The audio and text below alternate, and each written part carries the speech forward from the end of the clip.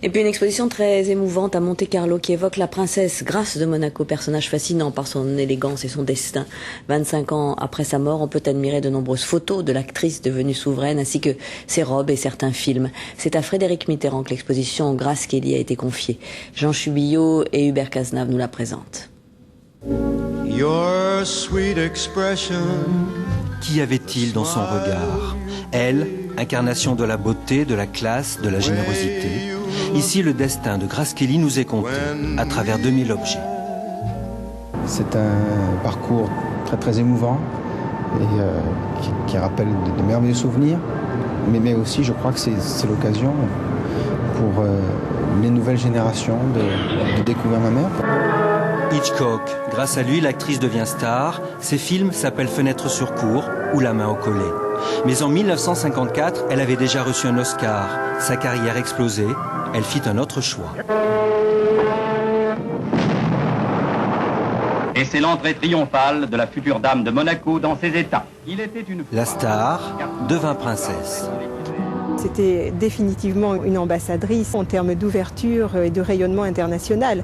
À partir du moment où elle a posé le pied sur le rocher, Monaco a été placé sur la carte du monde et finalement le monde est venu à Monaco. Bien évidemment tous les amis d'Hollywood, mais au-delà de ça, les grandes personnalités, le général de Gaulle, le pape, et énormément de monde. Oui.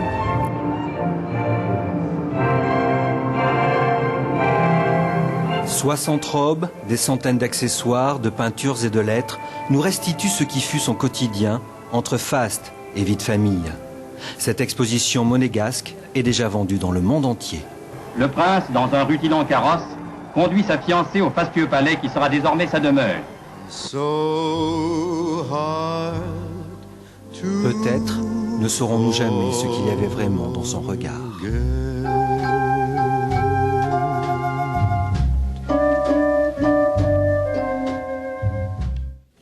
Voilà, puis on a appris aussi aujourd'hui la mort de l'épouse de Jean-Louis Debré, Anne-Marie Debré, l'épouse de l'actuel président du Conseil constitutionnel. Elle est morte des suites d'une longue maladie.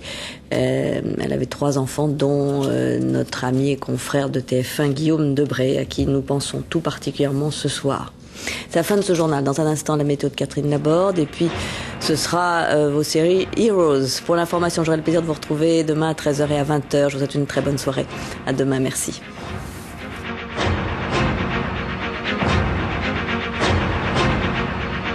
L'info continue sur tf1.fr et par téléphone au 32 80.